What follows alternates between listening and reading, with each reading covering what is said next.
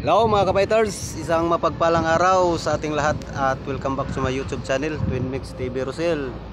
For today's video, update tayo dito sa ating bagong layout na ginagawa natin, yung karugtong dito sa ating natapos na structural building. Yan.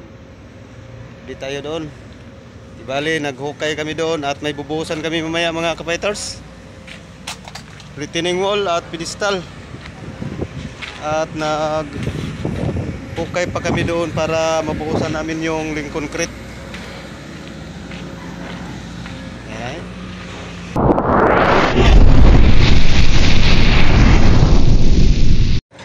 Bali, ito yung bubuhusan namin mamaya mga kapaiters. Retaining wall at pedestal. Yung sa gitna na poste pedestal. Dito nag-clearing kami dito para buhusan namin ang link concrete yan. Problema dito is matubig. Yung water pump namin isa na lang kasi nagsira yung isa. Ito yung ano namin, hukay para foundation. So ngayon pinakiliring ko na sa backhoe para mabuhusan natin ang link concrete.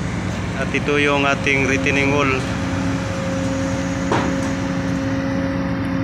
Walang problema dito dahil naipit na yan. Ang problema ko dito ang para sa link concrete dahil maraming tubig ang ating hukay.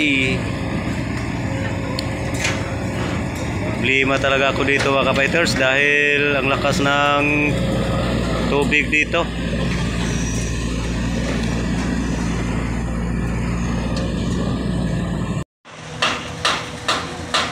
Okay, buhos na ta mga amigo, mga busing.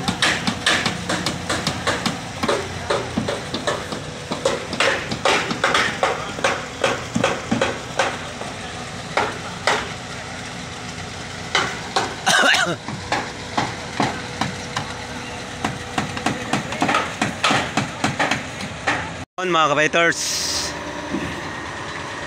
nandito na yung ating masa, yung mix natin.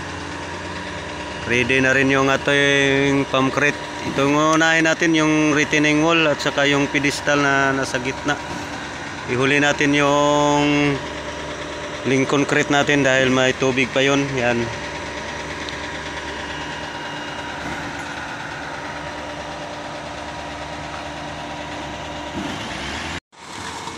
Inabutan na tayo ng gabi pagbuhos. Time check 6:30.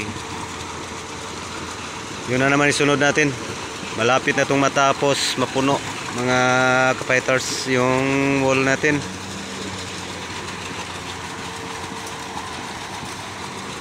Yan, pag magbuhos kayo ng mga wall katulad nito, kailangang matibay yung mga tukod, mga pangipit tulad yan, oh.